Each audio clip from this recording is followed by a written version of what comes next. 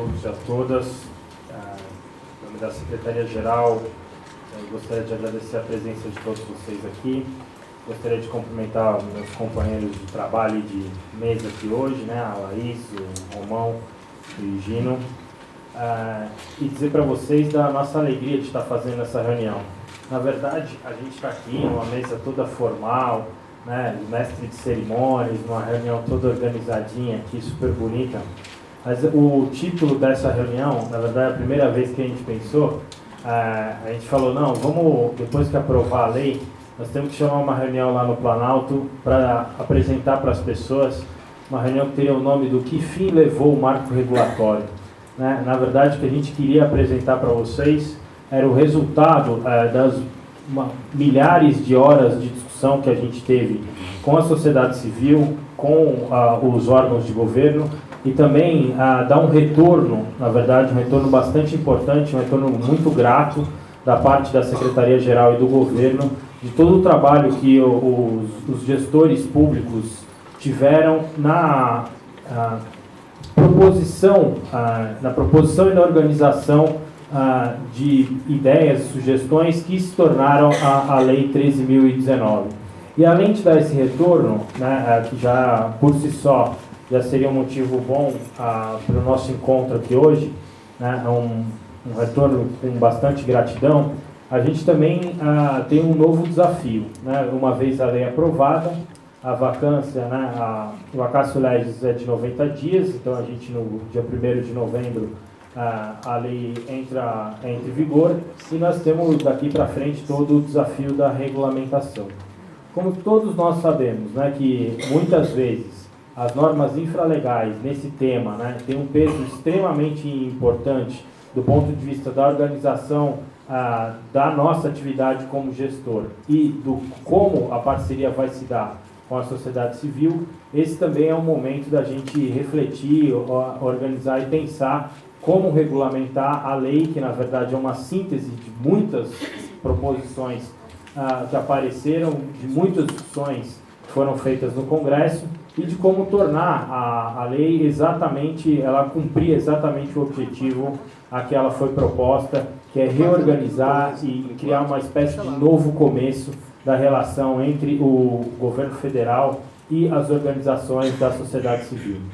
É importante destacar também que, para além do trabalho que a gente vai ter da parte do governo federal de regulamentação, né, que hoje compõe o maior público que está aqui, né, a gente também tem um outro trabalho bastante importante que a gente está fazendo nesse momento, que é o contato com as organizações da sociedade civil e com os estados e municípios, para que também a regulamentação e a recepção a essa nova lei seja feita nos estados e municípios da melhor maneira possível. Então, todos os temas, né, certamente as falas que virão na sequência, da Laís, do Gino, do Romão, vão detalhar um pouco mais, né, os temas do que eu estou falando, mas agora, se o desafio nos últimos 3 anos e meio de trabalho, né, foi construir um marco legal que pudesse criar esse novo começo, o desafio agora temos uma semente, né, plantamos uma semente que frutificou. O desafio agora é a gente ter né, uma implementação da lei da maneira como a gente esperava, com todos aqueles desejos, sonhos e necessidades organizadas para que a implementação da lei seja feita da melhor maneira possível. Eu queria também, nesse momento de boas-vindas, destacar muito o método pelo qual a lei foi construída. Que eu acho que o método pelo qual ela foi construída é um exemplo pelo qual a gente tem que fazer a regulamentação, e não só a regulamentação, continuar o trabalho que a gente tentou fazer e fez intergovernamental, para que a gente continue com uma intensidade bem alta nessa agenda do marco regulatório. Eu queria destacar especialmente, já falei da nossa gratidão, mas especialmente o trabalho dos gestores, né, de vários ministérios, de muitos que estão aqui, estão vendo vários rostos conhecidos que ajudaram muito na elaboração da lei, mas que agora precisam ajudar ainda mais.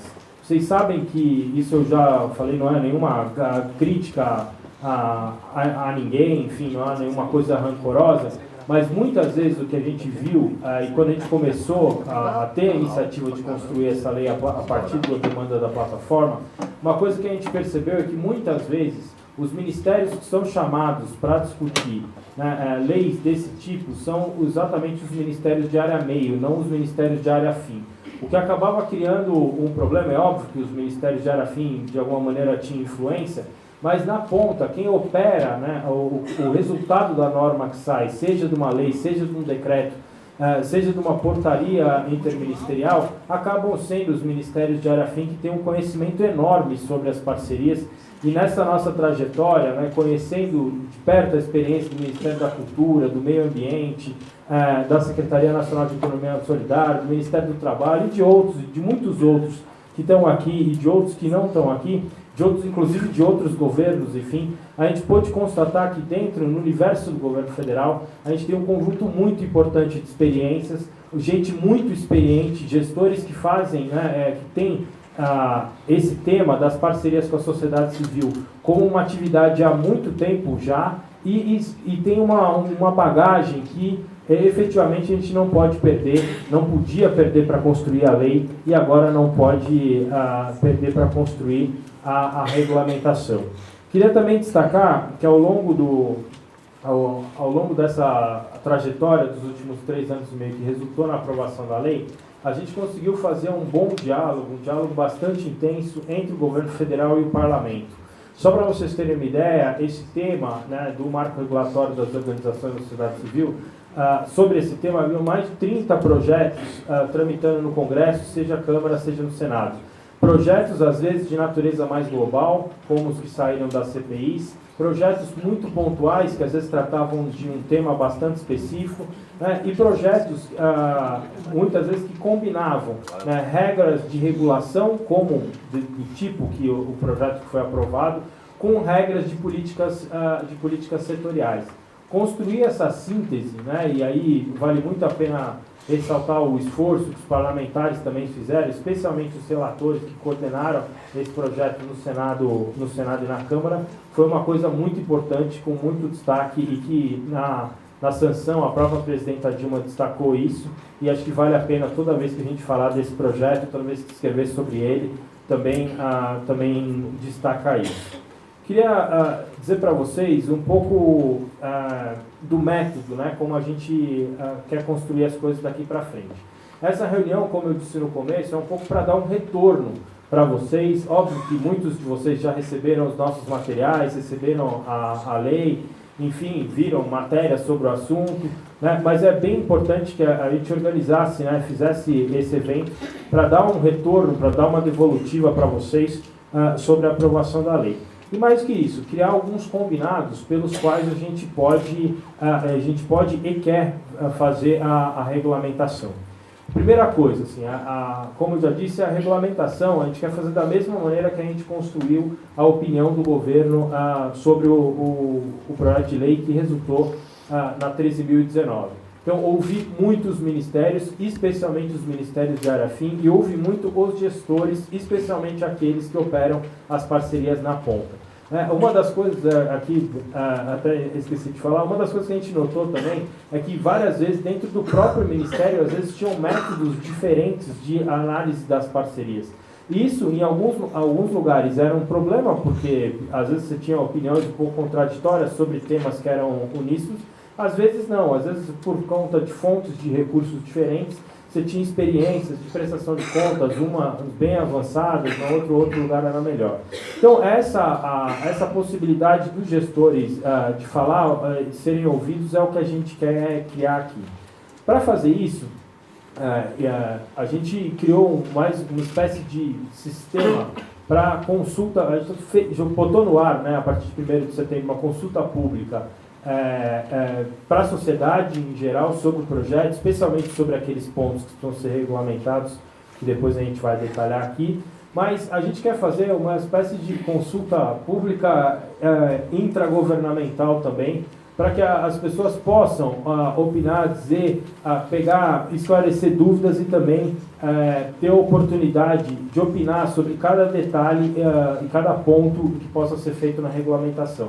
Óbvio que com todas as limitações que a gente tem, limitação de tempo, limitação de coordenação, limitação até de hierarquia, de opinião ministerial, mas a gente, a partir desse sistema, nós estamos incentivando todos mesmo. Óbvio que quanto mais organizados os processos por ministério, isso for, é melhor, né, para a gente, mas que também a gente possa ter a oportunidade de ouvir todo mundo, e esse sistema da consulta pública é uma oportunidade que as pessoas podem se manifestar, né, e a gente também, as pessoas que estão dentro do governo podem levantar detalhes que muitas vezes não vai para um documento da Conjur sobre a regulamentação, aquela parte toda que acaba indo para o SIDOF, mas nós queremos ouvir a opinião de vocês. Então, em síntese, essa reunião, além de uma devolutiva sobre o projeto, é uma reunião que starta um processo também, né, de ouvir os ministérios, ouvir os gestores que estão na ponta sobre esse nosso desafio. Também queria tranquilizá-los, assim, sempre, muitas vezes no governo parece que o mundo vai acabar, né? Muitas vezes ele parece, não, agora acaba.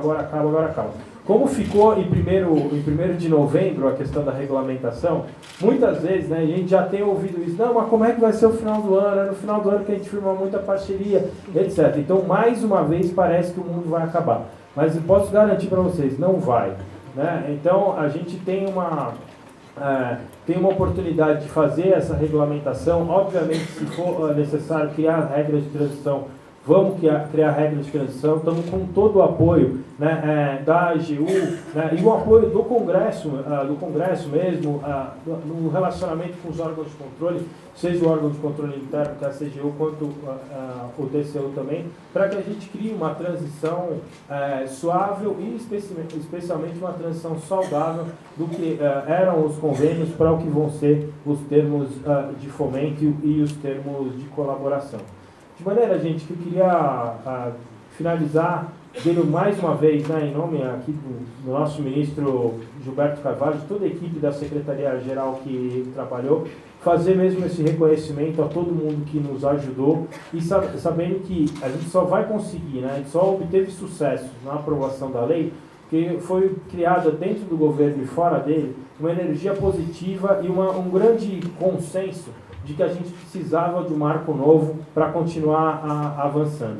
Agora, a implementação disso e o rumo que isso vai tomar tem que também beber na mesma fonte dessa energia positiva, no sentido de que a gente tem que cada vez mais valorizar as parcerias com as organizações da sociedade civil, cada vez mais valorizar a participação social das organizações e da população nas nossas instâncias de governo e valorizar cada vez mais o trabalho de gestores que no dia a dia acompanham essas parcerias e fazem, né, a roda do governo girar com perfeição.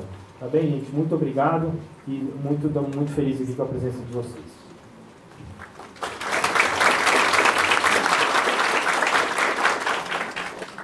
Vou iniciar aqui essa parte de um panorama geral, cumprimentando aqui o secretário Gino e o Romão, que muito nos ajudaram, entre tantos outros rostos também que estão aqui presentes hoje com a gente, que também fizeram parte da construção desse processo. Então, de novo, eu queria reiterar que a alegria que foi exposta aqui pelo Diogo também é uma alegria nossa que trabalhou, né, na construção do processo. Vou pedir ajuda para o Diego para passar as informações. Dentro da Secretaria-Geral, a gente construiu esse processo como uma agenda política ampla que tem como missão aperfeiçoar um ambiente jurídico e institucional onde estão inseridas as organizações da sociedade civil e as suas relações de parceria com o Estado. E as premissas para a elaboração desse trabalho justamente a segurança jurídica, a valorização das organizações da sociedade civil como atores fundamentais da nossa democracia, a transparência na aplicação dos recursos públicos e a efetividade dessas relações de parceria. Para a construção desse trabalho, acho que o próprio vídeo já contou um pouco dessa história, mas queria demarcar que quem trouxe esse desafio para o governo federal foi a própria sociedade civil, que se reuniu numa plataforma por um novo marco regulatório das organizações da sociedade civil e num coletivo grande e amplo de várias organizações, movimentos e redes trouxe essa ideia de que o ambiente jurídico precisava ser aperfeiçoado. A gente fez um grupo de trabalho interministerial que, além dos ministérios meios que fizeram parte desse grupo, também ouviu muitos ministérios fins aqui presentes. E esse grupo, de novembro de 2011 a julho de 2012, para além de um diagnóstico, desceu em propostas concretas e fez uma primeira minuta de um anteprojeto de lei para essa relação de parcerias a partir de um entendimento de que existia uma ausência de uma lei específica que estruturasse esse processo de parcerias entre o Estado e as organizações da sociedade civil. Esse diagnóstico de insegurança jurídica também demonstrou que, com a ausência de uma lei própria, para além das regulações infralegais, a gente também estava gerando até uma certa sobrecarga da LDO em relação às regras de repasse de recursos públicos para as entidades privadas sem fins lucrativos. E isso também começou a gerar muitas interpretações indevidas, muitas analogias das organizações da sociedade civil com os entes públicos. A gente começou a interpretar o mesmo mandatário dos recursos públicos pela ótica, pela lente apenas dos órgãos públicos. Então, a gente começou a exigir das organizações da sociedade civil as mesmas coisas que se exigem de um convênio com uma prefeitura. E essa diferenciação é importante de ser feita, e foi isso também que gerou a necessidade de uma legislação própria. Para além disso, a gente vê que a gente precisa melhorar o nosso planejamento da administração pública e ter uma maior formação, maior capacitação para esse processo de parcerias específicas com as organizações da sociedade civil. Para isso, a solução normativa foi desenhada de acordo com esse diagnóstico. Mas também a gente tem que reconhecer que tem uma insegurança institucional e que a gente buscou, a partir de uma agenda de conhecimento, trabalhar em cima desse diagnóstico, que é a necessidade de melhorar os nossos dados, de ter mais transparência, de ter mais informações que possam nos ajudar a fazer um melhor planejamento para esse processo de parcerias. E aí a gente tem no SICONV, que é o sistema de convênios, contratos de repasse e termos de parceria, os representantes, aqui estou vendo o Neto, que, enfim, muito personifica também esse sistema dentro do Ministério do Planejamento, entre outros companheiros, mas que é hoje para a gente uma plataforma de transparência bastante importante. Então, é a partir dali que a gente consegue também reunir dados, informações, e o próprio aperfeiçoamento do sistema também nos impõe uma necessidade de ter uma agenda permanente de melhoria nesse sentido. Então, a partir desse diagnóstico, a gente construiu, enfim, teve vários seminários, vários debates, mas a gente construiu a agenda por eixos temáticos, e se entendeu que o eixo temático da contratualização, dessa relação de parcerias entre o Estado e as organizações da sociedade civil, era justamente o eixo temático mais importante que precisava ser liderado e que precisava ter uma resposta concreta num primeiro momento. Mas a gente também entende que a gente precisa avançar em propostas que possam gerar mais sustentabilidade econômica para as organizações da sociedade civil, independentemente das parcerias com o Estado, e também melhorar o processo de certificação das organizações. E aí a gente está falando das certificações existentes, do SEBAS, que é o Certificado de Entidade Beneficente de Assistência Social, da qualificação como organização da sociedade civil de interesse público, OCIP, enfim, a utilidade pública, que há um debate sobre a sua revogação, e todas as questões que são afetas à agenda de certificação. Esses três eixos temáticos, eles foram trabalhados com estudos, com propostas, mas, de fato, o eixo que a gente mais avançou, porque foi um eixo que o grupo de trabalho também priorizou, e aí em consenso, em conjunto, tanto no entendimento governamental quanto com a sociedade civil, de que era ali a necessidade de fazer um processo de maior envergadura, até porque o processo de criminalização das organizações da sociedade civil e dos movimentos sociais estavam sofrendo bastante com essa espécie de criminalização burocrática que a nova ferramenta vem reverter. É daí que vem toda essa necessidade também de construção dessa agenda.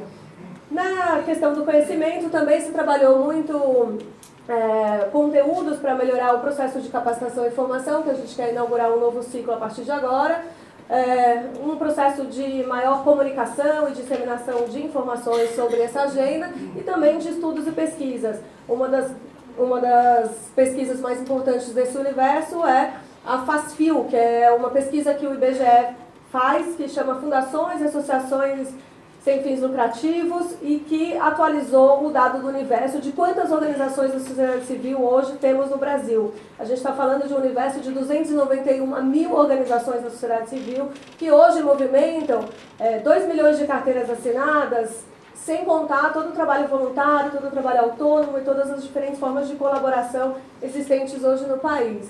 São áreas de atuação muito diversas, são, enfim, formas de atuação, seguem muito a distribuição regional do país, mas que são as organizações que muito colaboram com a execução das nossas políticas e com a inventividade de soluções para problemas sociais bastante importantes para o nosso país.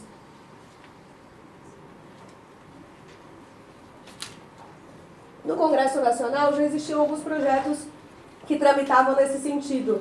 Então, o resultado do grupo de trabalho, em julho de 2012, ele foi convidado a ser apresentado já no Senado Federal, em agosto de 2012, quando se marcou uma audiência pública para novembro de 2012. E, a partir daí, a gente iniciou um diálogo bastante profícuo com o Congresso Nacional, que avançou no ano seguinte, em abril de 2013, com uma audiência pública um pouco mais longa, em formato de seminário, num diálogo direto com as organizações e com o governo, e que, ao final, o relatório apresentado como substitutivo a um projeto de lei existente, que era o 649 de 2011, ele era de autoria do senador Aloysio Nunes, teve relatoria do senador Hollenberg, e, ao final, com todas as emendas e com todas as discussões do Senado, ele foi aprovado no final de 2013 e trazido à Câmara dos Deputados em 2014. Em 2014 ele se juntou a um outro processo legislativo da mesma natureza e que resultou, então, nessa síntese, nessa dialética legislativa aprovada em julho de 2014. É importante lembrar que os dois processos legislativos advêm de comissões parlamentares de inquérito.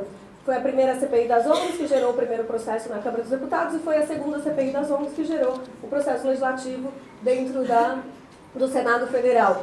E é nessa esteira que a gente trabalha, trazendo todos os mecanismos de transparência que são necessários para a aplicação dos recursos públicos e, por outro lado, também ali reconhecendo as peculiaridades das entidades privadas sem fins lucrativos e valorizando as organizações da sociedade civil como, de fato, atores fundamentais da nossa democracia, tanto na legitimidade no acesso a recursos públicos, quanto, de fato, reconhecendo o quão importantes são na colaboração para a execução de políticas públicas. Esse é o resultado, essa síntese foi o que gerou a Lei 13.019, que foi aprovada em julho, foi sancionada no dia 31, publicada no Diário Oficial no dia 1º de agosto agora de 2014, e nesse exato momento a gente está nesse período de regulamentação, no período de preparar o processo de implementação que começa aí a partir de novembro, gerando essa nova relação entre Estado e organizações da sociedade civil. Então, muito rapidamente, nesse panorama geral, eu queria destacar alguns pontos que são inovações dessa nova lei. Tá? O que muda com a nova lei? Acho que a primeira informação importante é que a lei é de abrangência nacional. Então, além de impactar a União, ela também impacta os estados e municípios. Ela tem uma abrangência bastante estruturante, o que ajuda muito a uniformizar as regras do ambiente jurídico onde estão inseridas essas relações de parceria. Ela também traz o fim dos convênios para as organizações da sociedade civil, justamente entendendo que os convênios são uma modalidade, enfim, é um instrumento que é utilizado para a descentralização de recursos entre órgãos públicos e cria dois instrumentos específicos para essa relação, que é o termo de fomento e o termo de colaboração. O termo de colaboração, ele tem uma relação mais conhecida, que é essa relação da execução de políticas públicas, que são mais padronizadas, onde a administração pública pode apresentar um plano de trabalho com indicadores, com metas, com o padrão mínimo que se quer ver na execução dessa política. O fomento, a gente está falando das inovações. A gente está falando do apoio, do incentivo a essa inventividade e essa criatividade das organizações da sociedade civil que criam tecnologias sociais e que no futuro poderão ser absorvidas como políticas públicas. Então, a gente tem aí também o reconhecimento de duas formas igualmente legítimas de relação entre Estado e sociedade civil, que é a forma de fomento e a forma de colaboração. A gente tem também nessa nova lei, para além dos princípios clássicos da administração pública, de legalidade, impessoalidade, moralidade, publicidade, economicidade, eficiência, a gente tem também os princípios da gestão pública democrática, da participação da sociedade civil, do fortalecimento da sociedade civil como diretriz dessa nova relação. Então, a gente tem aí também novos nortes para nos orientar nessa relação de parceria entre o Estado e as organizações da sociedade civil.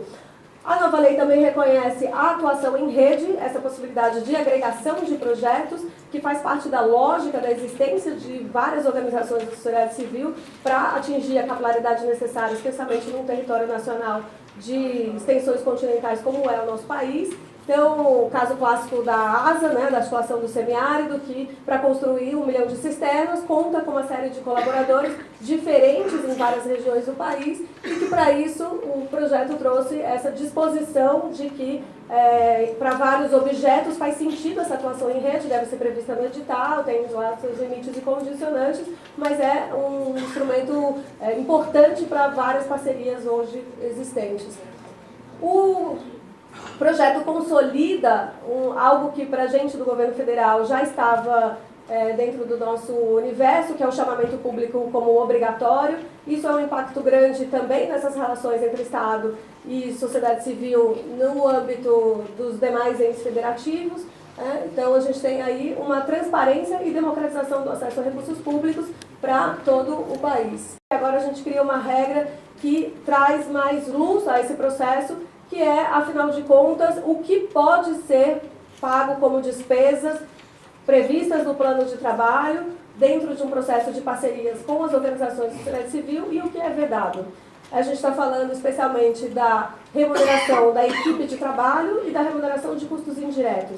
O projeto deixa claro que as organizações da sociedade civil têm diferentes formas de trabalho e essas organizações que prevêem a equipe de trabalho dentro do plano de trabalho poderão remunerar a equipe que for necessária para a execução da parceria. A lógica aqui é uma valorização grande também do plano de trabalho, imaginando que todas as despesas que são previstas para a elaboração, para a execução de uma determinada parceria, precisam ser arcadas pela própria parceria. Então a gente está aqui fazendo o reconhecimento da necessidade de remuneração de custos que são advindos dessa própria parceria, tanto em relação à equipe de trabalho, com todos os encargos sociais que devem ser previstos para a relação de trabalho e também a remuneração dos custos indiretos, com a limitação de 15%, com uma limitação, todos eles têm os seus limites e condicionantes, mas, enfim, em termos macros, a gente está fazendo aqui o reconhecimento do que é possível pagar,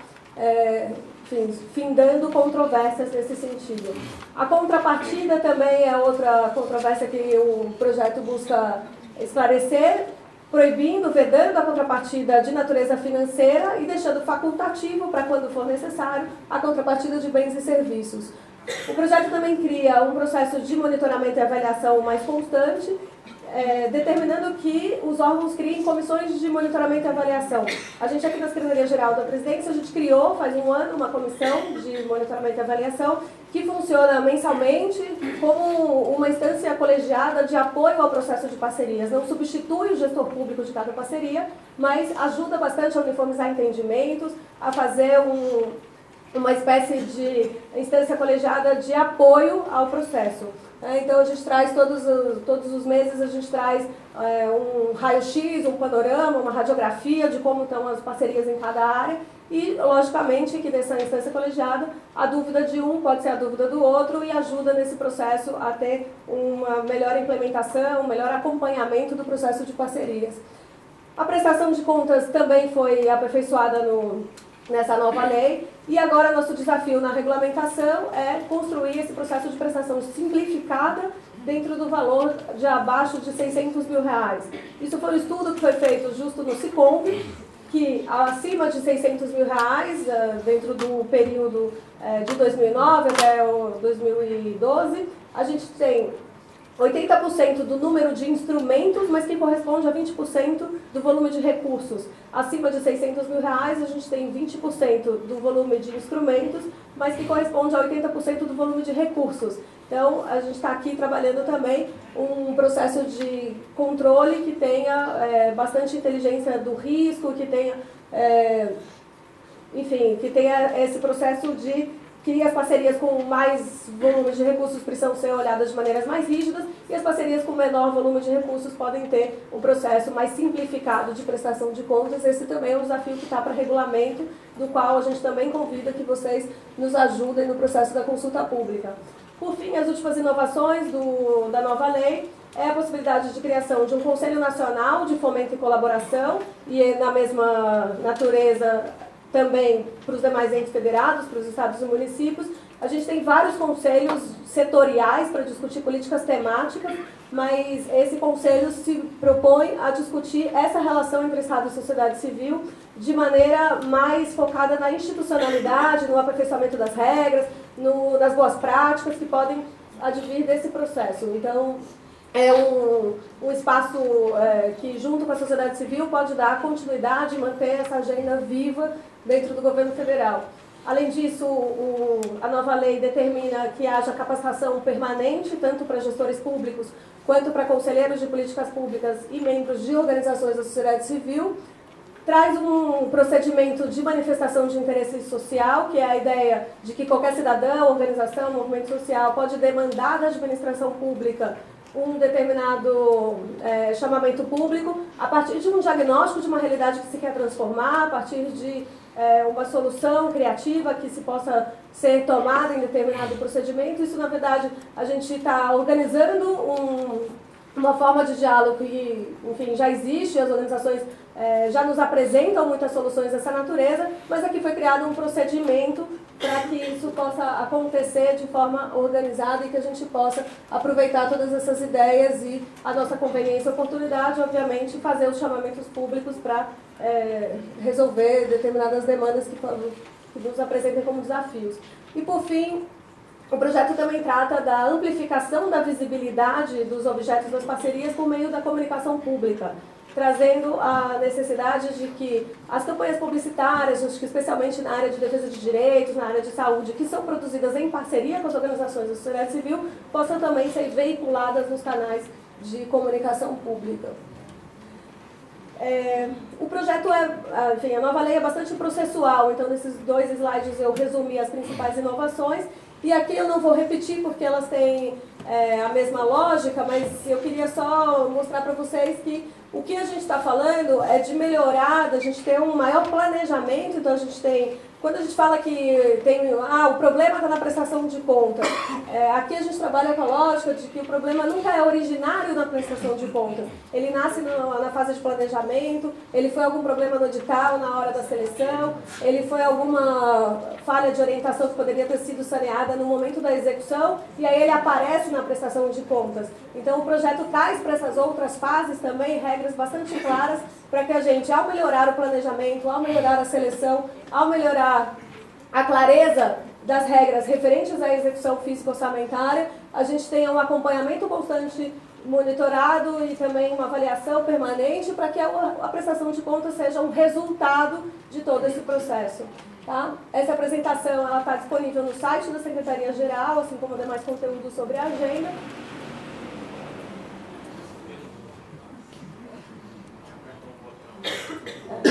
Sim, Diogo, ou Diego. Esse é o último, né? A apresentação está disponível no site. Toda vez que eu falar site, vai baixar?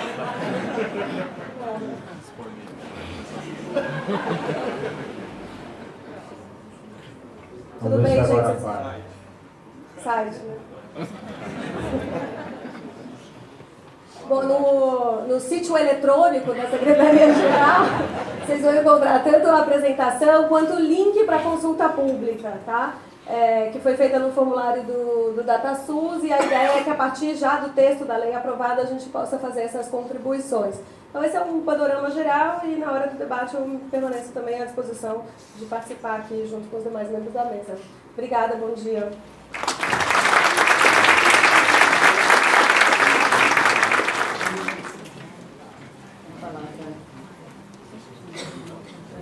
nesse momento ao senhor Higino Carlos, senhor Carlos Higino Ribeiro de Alencar, secretário executivo da Controladoria Geral da União.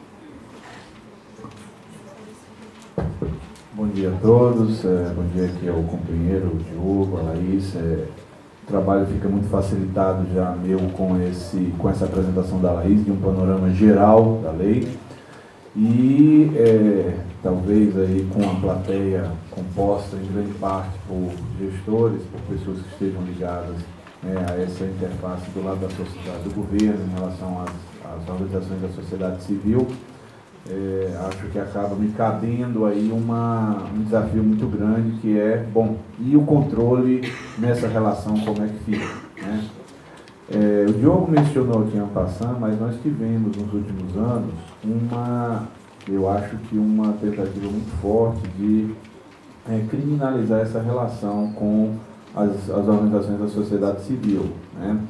Porque a gente teve as CPIs, é claro, havia, e nós na CGU trabalhamos em diversos desses problemas, né, que acabam surgindo, várias dessas investigações eram oriundas dos próprios trabalhos do governo, do Poder Executivo, mas essa relação, eu acho que ela tomou um panorama muito ruim, panorama de que, a princípio, não seriam relações sérias, profícuas, quando justamente ao contrário. A gente vê espaços nos quais as políticas públicas, elas adentram muito melhor, se aplicam muito melhor, têm muito maior efetividade se feitas em parceria com a sociedade civil. Mas isso dominou um pouco a agenda, né? E, de uma certa forma, eu acho que essa lógica, a ideia que a gente tem aqui de tentar caminhar nessa construção é uma lógica de inverter um pouco isso, né?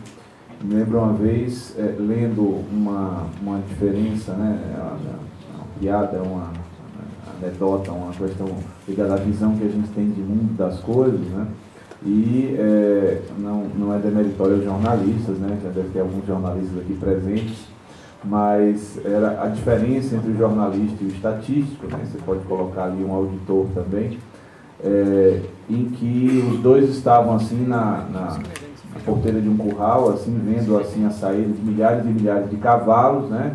E de repente eles acham que passou um cavalo ali com um chifre, né? Um unicórnio. Então, o estatístico olha assim e diz assim, olha, saíram aqui milhares e milhares e milhares de cavalos. Se eventualmente um tinha chifre, isso é estatisticamente desprezível, né? E o jornalista vira e diz assim, não, isso não só é o elemento mais importante do que a gente descobriu aqui, como provavelmente o governo vai estar envolvido nisso, né? Então, a relação com as ONGs, de uma certa forma, foi pautada, e a gente vê isso durante um certo tempo, muito por essa ótica. Veja bem, eu tenho milhares e centenas de ONGs que lidam com determinadas situações em que o poder público dificilmente conseguiria fazer tão bem feito, né? Tratamentos de algum tipo de pessoas com alguma exposição social maior, ou mesmo em locais mais distantes. Se por acaso eu pego um caso ali que está errado, aquele caso toma a manchete dos jornais e a partir daí eu acho que começa um processo que foi muito ruim nessa relação com as entidades da sociedade civil. É um controle reativo a esses problemas que surgem, né? Eu dou um exemplo assim, no que a gente trabalha, né? Estatisticamente com os casos isolados, né? Eu acho que os programas sociais nesse ponto em termos de controle foram programas que evoluíram muito. Nós temos um cadastro hoje que é um dos maiores cadastros, talvez ainda no futuro, né, se chegar no nível do nosso programa social, consiga ter um maior, mas ninguém tem um programa tão amplo como nós temos os nossos programas lá do MDS. E nós temos já na CGU várias auditorias que indicam que um programa com um gigantismo que lhe é peculiar tem em torno ali de 3% de problemas. 3% de problemas é um nível de problemas aceitável, né? Aceitável em qualquer situação. Mas o que se destaca às vezes se eu for lá e às vezes encontrar um beneficiário de um programa social que por alguma questão não era elegível. Às vezes, encontrei um beneficiário do programa social que por algum acaso tem um carro importado de alto valor e está de maneira inadequada no cadastro. Esse programa é problemático, esse programa não sei o quê. Então, Eu acho que essa questão que a Laís muito bem colocou, o Diogo também, que a gente pretende e acha que a Lei 13.019 vai trabalhar, é a gente não tentar trabalhar com a exceção. A exceção errada ser a pauta do que a gente deve fazer por outros lados. Porque em muitos momentos a gente tem uma reação à exceção, tem uma reação de natureza política, a gente enfrenta, mas é curioso porque a gente muitas vezes vai criando uma reação à exceção de às vezes ser mais fechado no controle, né? E aí surgem problemas, porque o ser humano ele tem um grau de criatividade grande quando ele quer fazer coisas erradas, né? E a gente vê situações como essa. A Laís mesmo comentou assim, a gente não tem esse debate ainda aprofundado, né, mas no próprio caso das OCIPs, né, a ideia da OCIP é eu ter um certo carimbo, né, eu posso ser muito simplificador da questão, né, uma validação dada por um órgão público de que aquela OCIP atende a determinados requisitos, né. E o que a gente viu em determinadas operações, né, de auditorias nossas? Cidadão que, ele vendo que isso leva um tempo, também tem um problema, porque o Estado cria regras, e obviamente essas regras dependerão de uma análise durante um tempo. E o que um cidadão criativo fez?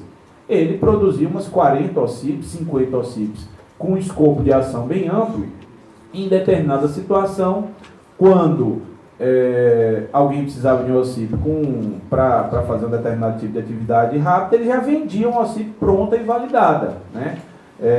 Uma situação como essa. Mas o que acontece? Nós temos, nesse caso, milhares de OCIPs que têm uma atuação adequada, interessante, que tem uma resposta para a sociedade, e um caso em conjunto que surge, a gente acaba dando uma resposta de sempre um maior fechamento do controle, né? E esse fechamento, muitas vezes, ele se traduz numa burocratização desse controle da relação com a entidade, com a organização da sociedade civil. E eu diria que esse é o principal desafio que a gente tem com a nova lei. Por que eu falo isso? Uma parte desse problema, eu acredito que venha da própria estruturação do Estado, né?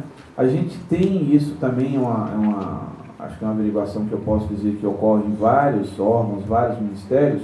Nós nos preparamos muito para conceber e implementar a política pública. Mas, muitas vezes, o Ministério se esquece de preparar a área que vai fazer a avaliação da política pública, né? A área que vai ver que, de fato, será que aquilo que eu pretendia, eu consegui atingir de alguma maneira, eu preciso avaliar, né? E a gente chega aí numa parte de prestação de contas. Então, você lança, firma vários convênios e implementa a política. De certa forma, você tem alguns controles, ou seja, ou faz alguns tipos de controle amostrais, mas há um momento em que aquele ente, aquele organismo da sociedade civil, ele vem prestar contas daquilo que ele recebeu.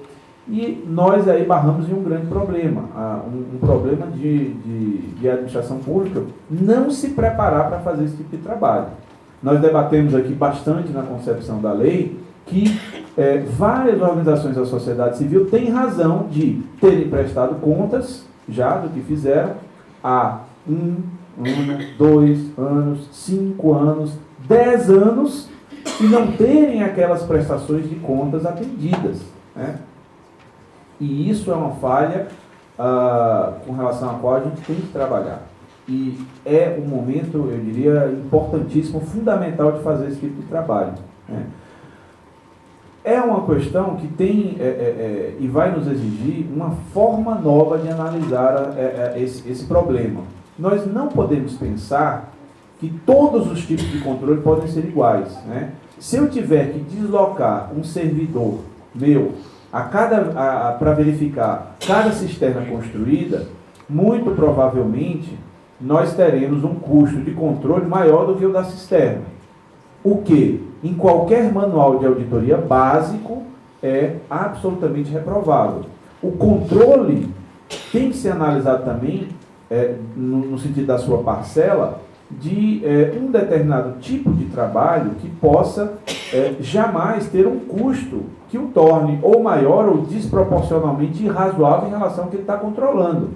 Mas nós temos que achar saída para isso. E de uma certa forma, eu acho que a gente tem uma dificuldade, minha impressão, como auditor, né, posso falar nisso, por talvez uma visão muito legalista, né? Não legalista no sentido que a gente queira nada ilegal, mas de que eu prefiro às vezes analisar aspectos legais formais, formalistas seria melhor, do que aspectos objetivos. E é justamente nesse ponto que eu acredito que o controle que deva ser feito em relação às organizações da sociedade civil tem que ser diferente. Se nós não colocarmos nas nossas mentes e não trabalharmos, sobretudo nesse momento, para que este tipo de controle seja diferente, nós não vamos conseguir avançar e vamos repetir os mesmos problemas, né? Eu tive uma experiência agora, eu digo, o GDF é um misto, né, de Estado e município, tive uma experiência municipal e estadual, e aí é que a gente começa a ver os problemas reais, e são esses problemas que muitas vezes a gente vai ver com as organizações da sociedade civil. Eu dou exemplo na cultura, né? A gente teve algumas situações de fomentos de atividades culturais, nas quais, qual é o perfil do cidadão da organização da sociedade civil que está lá? É o perfil de quem faz cultura. Ele faz um sambinha, ele faz uma outra música, ele faz um rap, né? Ele não tem pós-graduação em contabilidade, né? Mas por vezes você exigia do cidadão, né, isso. E aí você via lá, eu vi uma situação, era uma glosa que a gente estava, né, se debatendo lá, que um órgão tinha feito, em que o cidadão, houve um fomento para determinada atividade, vários grupos participaram, e alguém do governo lá na época disse assim, olha, vocês vão naquele cidadão e compram tudo dele. E ele disse assim, olha, doutor, eu cheguei lá, fui e comprei. E chegou lá o cidadão, tinha nota fiscal emitida de alimentação e era uma empresa de cinema, né? E aí a pergunta que eu faço, né? Eu, quando vou comprar alguma coisa, né, em algum lugar, eu já cheguei a pedir um contrato social para saber se a razão daquilo estava adequada ao que ele estava me vendendo? Não. Será que o sambista, a gente vai ter a expectativa que o sambista, que aquele que faz o rap, que aquele que tem algum tipo de manifestação cultural, ele vai ter um grau de profundidade numa prestação de contas a este nível? Eu não acho razoável, né? Eu não acho razoável. Eu acho isso, me lembro do TOHP, nós conversamos isso até que se conseguiu mudar bastante isso em algumas experiências já do governo federal, e eu acho que em relação a controle, a primeira pergunta que a gente tem que fazer nesse caso será que o objetivo, né, para o qual essa relação com o organismo da sociedade civil tem, ela foi atendida ou não? E aí tem um problema que está nos nossos órgãos, não está lá na organização da sociedade civil. Por vezes a política é concebida por alguém da área finalística de cultura e vai ser prestado contas a um grupo lá que está na Expoa, né, e tem essa tradição de controle nesse nível, né, documental, de conformidade nesse sentido. Mas sequer se faz a pergunta inicialmente de, primeiro, o objetivo foi lá? Eu fiz algum termo desse de fomento, né, colaboração com entidades da sociedade civil para atendimento de pessoas com determinado tipo de doença.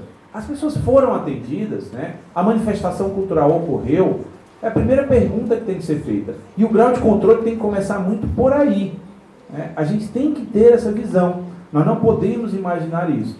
E a dificuldade que tem é essa certa tendência e algo que acaba acontecendo, de que a gente retira determinados conceitos aqui, que são específicos, por exemplo, para a área de licitações e contratos, e vai, não só os amplia muitas vezes, né, mas vai migrando com esses conceitos para outras relações que têm características muito distintas dessas. Eu diria que esse vai ser o grande desafio. Acho que há, primeiro, um desafio grande por parte dos ministérios de saberem que têm a responsabilidade de avaliar o resultado da política pública. E aí, essa avaliação, no sentido até de análise de prestação de contas, né? Não tão somente, mas a prestação de contas, na verdade, o cidadão está prestando contas do que ele fez, né? Não é das notas fiscais que ele trouxe. As notas fiscais devem ser um instrumento para mostrar o que ele fez. Mas a prestação de contas dele, se eu tenho uma relação de parceria com a OSC que se propôs a fazer determinada situação, eu quero saber se aquela situação foi feita. E aí falta da nossa parte, governo, eu acho que em primeiro lugar um envolvimento maior das áreas finalísticas. As áreas finalísticas, elas não têm tão somente que se preocupar com a concepção das políticas públicas. Elas têm que se preocupar também de avaliar e de ajudar nessa questão da prestação de contas, né? Acho que algumas regras foram trazidas, e aí eu já chamo aqui essa atenção para que a gente não caia nos mesmos erros nesse campo. O chamamento público, ele tem que ser pensado, é claro, é um mecanismo que guarda semelhanças com o processo de licitação. É um processo de convocação para quem queira apresentar, mas ele não é um processo licitatório. Ele não pode ser tratado como um processo licitatório. Ele é diferente. Nós não podemos querer dar as mesmas regras, as mesmas condições, né, eu digo assim, de fundamentos legais e de detalhamentos nesse. Nós temos que ver que estamos em relação com organizações da sociedade civil, né? E eu diria que foi uma das coisas até que nós discutimos assim, nos vetos ao projeto e também na tramitação dele, né? Eu acho que tem 2 pontos focais aqui na questão do controle. Primeiro, uma análise, e nós até vetamos, para vocês terem uma ideia, como perpassava um pouco esse medo das ONGs, né? Havia uma regra que foi vetada pela presidente que exigia que as ONGs fizessem aquelas exigências de certidão negativa para quem elas estivessem contratando. Ou seja, a ONG virou um órgão público, né? Esse tipo de coisa a gente tem que ter uma certa cautela, porque ele pode gerar um grau de engessamento, né, que é o que não se quer, né? Eu acho que a gente tem que ter uma visão clara em relação a isso. E o ponto principal, e é um ponto principal no qual eu digo, acho que os órgãos da administração pública e as OSCs, elas têm que se envolver, porque é um momento importante, depois que a gente consolida certas coisas, é difícil a gente conseguir mudar, nessa formatação que nós vamos ter de prestação de contas, né? Isso tem sido o grande problema, vocês acham, às vezes, de órgãos públicos, que é um problema só de vocês, porque vocês ficam com aquelas prestações de contas para serem analisadas, mas é também um problema para as organizações da sociedade civil, que não conseguem ter aquele assunto resolvido, né? A Laís mencionou, tem 2 aspectos aqui. Um aspecto, primeiro, que a prestação de contas, a ideia é que se faça um mecanismo simplificado para contas abaixo de R$600 mil, né? Isso é extremamente necessário que seja um processo, eu diria, ainda mais simplificado de segundo grau. Mas o processo de prestação de contas, ele também tem que passar por uma reestruturação que mude muito o seu foco e garanta, eu acho assim, qual é a principal questão do processo de prestação de contas? Garantir que o objeto daquela relação tenha de fato se concretizado. E nós temos que ter o olhar em relação a isso. Eu dou como exemplo nessa questão de prestação de contas, que houve uma parte, e foi uma questão que está mantida aí da prestação de contas parcial, mas é uma prestação de contas parcial na qual a gente quer muito, nosso ponto de vista lá do controle, verificar se o objeto ele tem sido, ele tem evoluído, né? Se a gente fez algum tipo de convênio, por exemplo, para construir 1000 cisternas, e vem uma prestação de contas parcial, a primeira pergunta que eu faço é, bom, será que já construímos 50, já construímos 100, já conseguimos dar andamento a esse tipo de política pública? Eu acho que esse é um fator importantíssimo. E precisamos ter essas definições agora. Eu acho que é um momento, né? É um momento que a gente consiga trabalhar isso e temos que ter uma consciência, né? Às vezes a gente, porque há falhas no sistema, a gente sempre dá vozes ou aceita propostas que praticamente inviabilizam o sistema. Não, se o sistema existe, né? Se nós temos um sistema construído pós-Constituição de 88, dessa maneira democrática e fundamental, como foi a relação com as OSCs, não é porque nós temos um problema, uma falha ou outra de uma situação sistêmica que nós vamos acabar com o sistema como um todo. Já aproveito aqui para encerrar. Eu acho que a gente tem que ter essa visão. Não é porque nós temos fraudes na utilização de cheque que a gente vai deixar de usar o cheque, ou extinguir o cheque. E eu acho que essa ótica é uma ótica muito que se aplica à relação com as OSCs. Nós temos que evoluir nesse campo, mas evoluir com esse olhar de uma simplificação e de uma possibilidade de mapeamento do que é irregular e de que se afaste do que é irregular. Isso aqui é importante. Eu acho que o controle está aqui, o controle sempre teve à disposição para manter esse diálogo. O controle ele tem ciência disso e nós estamos assim, muito abertos a fazer esse diálogo, mas não vamos conseguir fazer esse diálogo se as áreas finalísticas não nos disserem quais são as suas necessidades. Eu acho que esse é um dos pontos também fundamentais, porque o rol de organizações da sociedade civil é muito, muito grande. A gente tem desde relações lá de desenvolvimento de ciência e tecnologia a proteção social. São perfis totalmente distintos. Nós temos organizações da sociedade civil que têm uma mega estrutura, né, e algumas outras que nem legalmente, formalmente existem, né. O marco, eu acho que ele é importante, porque ele busca dar esse balizamento geral para todas essas organizações, mas precisamos muito que haja um envolvimento muito forte nesse momento das áreas finalísticas dos ministérios, né? Não é o controle que poderá ter as principais impressões do que a gente precisa fazer ou não nessas áreas de controle das diversas relações com as OSCs. Eu acho que essencialmente os próprios ministérios, os próprios órgãos, as próprias entidades. Então, eu acho que o meu recado é: não deixemos passar esse momento, não tornemos um momento tão duro que depois nos arrependamos e nós criamos aí uma série de procedimentos de controle. E o que adianta? A gente tem 5.000 processos lá estocados para serem analisados, né? Como e de que maneira deve ser feito o controle das questões de cultura, se a ciência e tecnologia não disser, se a parte de desenvolvimento social não disser, de direitos humanos, né? Não seremos nós a ter o conhecimento de todas essas áreas. Precisamos ter um trabalho muito amplo, confio bastante aí nessa capacidade de coordenação, de articulação aí da Secretaria-Geral, para que a gente possa ter uma regulamentação. Porque de nada adianta ter uma lei muito boa se a regulamentação não vier a contribuir para a gente conseguir dar esse passo à frente. Muito obrigado.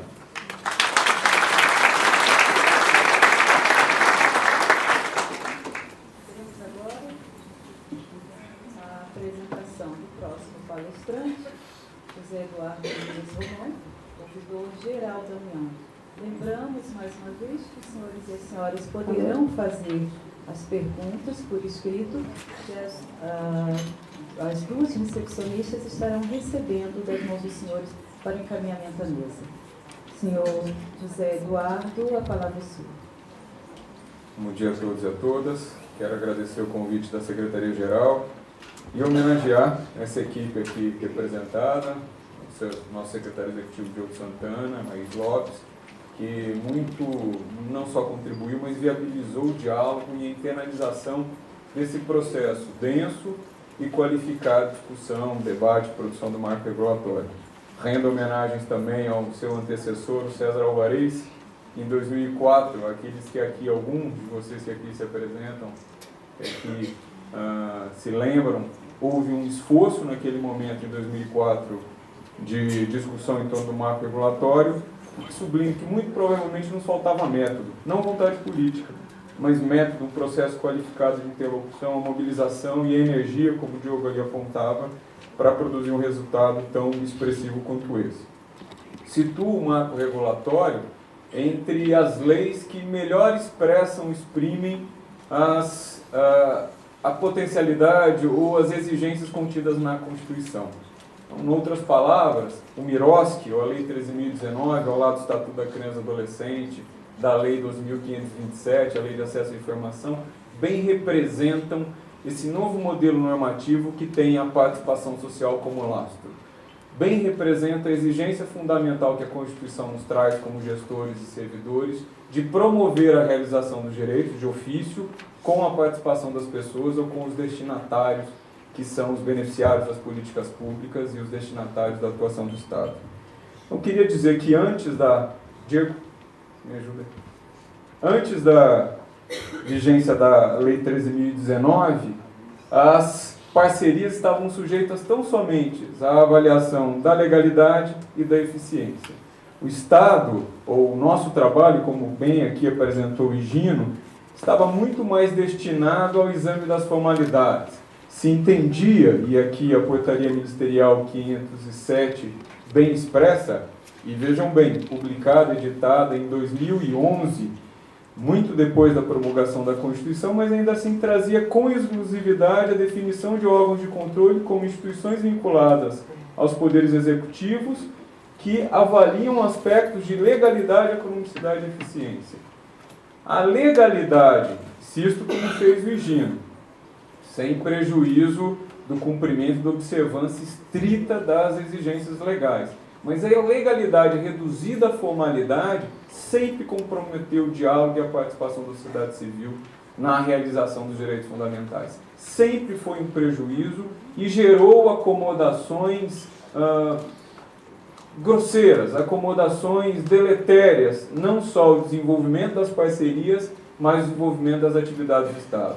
Produzimos prejuízos com uma visão estrita, diminuída, subjugada da legalidade à ideia de formalidade, produzimos prejuízos à população beneficiária das políticas públicas e das parcerias. Do mesmo modo, a ideia de eficiência. Aqui sim, vinculada a uma determinada compreensão do Estado, minimalista, muito provavelmente, produziu uma vinculação estreita, insisto, menor, apequenada da atuação do Estado, vinculada apenas à otimização ou à relação entre custos e benefícios. Pois o marco regulatório das organizações da sociedade civil nos permite ir além dos limites fixados, da comodidade instituída sob o signo da legalidade, formalidade e da eficiência. Próximo.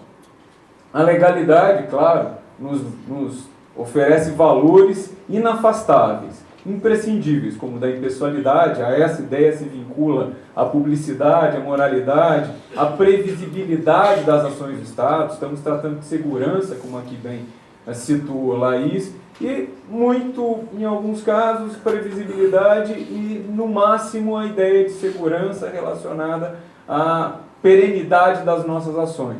Ao mesmo tempo, a ideia de eficiência está sempre aqui vinculado, até então foi a ideia de economicidade. Exigimos das entidades que apresentem 3 orçamentos, que façam uma ferição do que pretendem gastar ou da utilização dos recursos com base nos nossos próprios parâmetros e não nos contextos aos quais essas parcerias ou para os quais essas parcerias se dirigem. Ao mesmo tempo, a otimização, a ideia de uma melhor relação entre custos e benefícios, e no máximo alcançamos a ideia de eficácia, que é um grau acima da eficiência, porque leva o nosso olhar, nos obriga a avaliar o cumprimento das metas ou os objetivos avançados, estabelecidos no âmbito do plano de trabalho ou do planejamento da parceria. Próximo. Pois a Constituição ali, brinco, muito embora tenhamos feito até aqui, como exprime a Portaria 507, tenhamos feito até aqui uma vinculação das parcerias apenas à ideia de eficiência e legalidade, a Constituição já anunciava no seu artigo 70, quando trata dos órgãos de controle, que a nossa atuação deve se dirigir à legitimidade. Essa ideia-chave que me parece importante aqui destacar. Na verdade, 2. Ao mesmo tempo, o decreto 5.233, que primeiro organizou e disciplinou a execução do PPA 2004-2007, também uma lembrança para muitos que aqui se encontram, já falava em efetividade, já falava na necessária avaliação e apreciação da efetividade. E aqui, a gestão do plano plurianual relacionava os critérios de eficiência, eficácia e efetividade como uma escala de qualificação da atuação do Estado. Se a eficiência nos leva a examinar a otimização, a relação custo-benefício, se a eficácia lança o nosso olhar sobre o cumprimento de metas e objetivos estabelecidos, a efetividade nos obriga a perguntar quais resultados, quais impactos se produziu na vida daquelas pessoas. E mais, no âmbito do Estado Democrático de Direito, nos termos dessa Constituição, essa pergunta só pode ser respondida com a participação desses mesmos destinatários. E aqui faz toda a diferença o que a Laís nos dizia há pouco, que esta é uma lei fundamentalmente processual, uma lei que institui mecanismos de interlocução, que tem no método a sua excelência.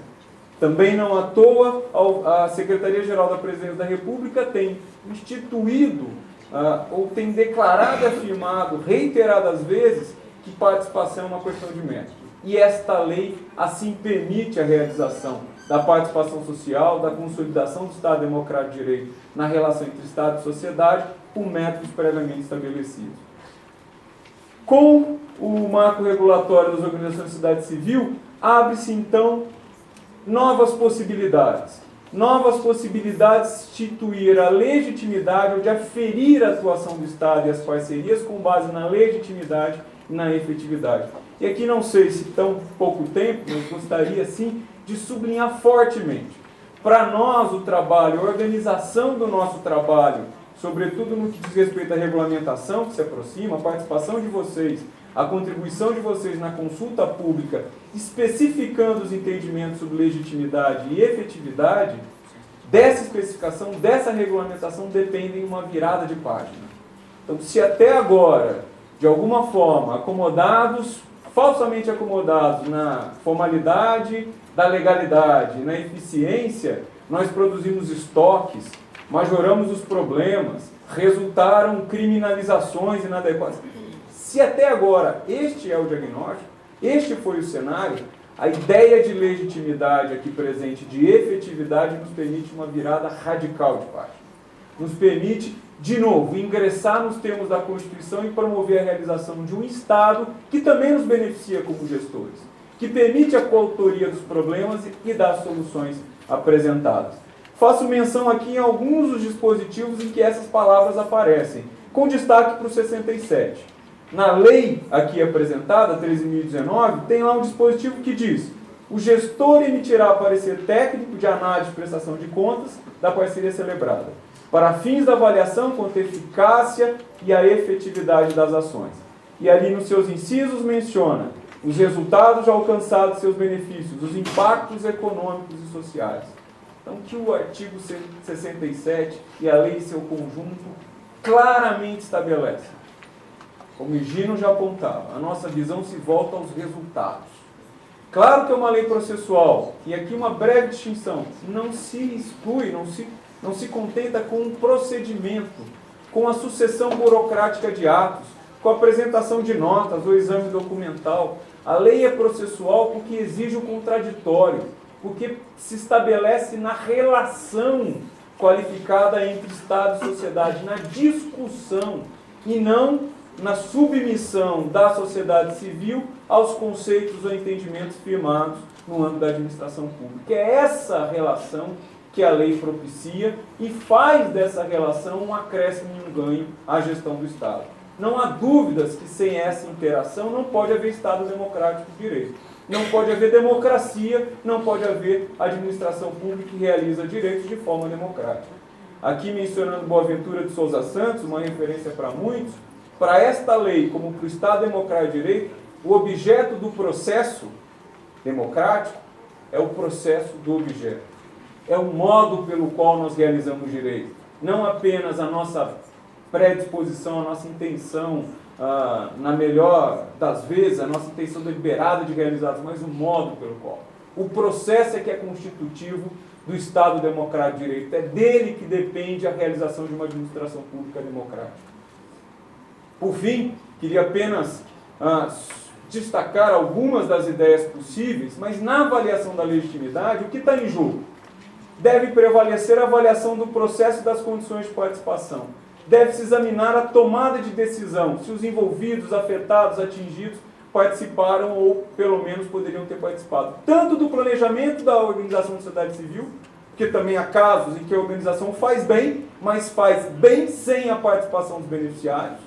Em que medida aquele público destinatário das cisternas pôde ou não contribuir? Houve um problema que nós diagnosticamos no trabalho de controle, que a tampa da cisterna nos lugares foi triangular, como deveria ser redonda, e não houve uma interação organizada, o aquecimento da caixa. É claro que a participação dos beneficiários é uma exigência não apenas sobre o Estado, no processo final de avaliação, mas de planejamento.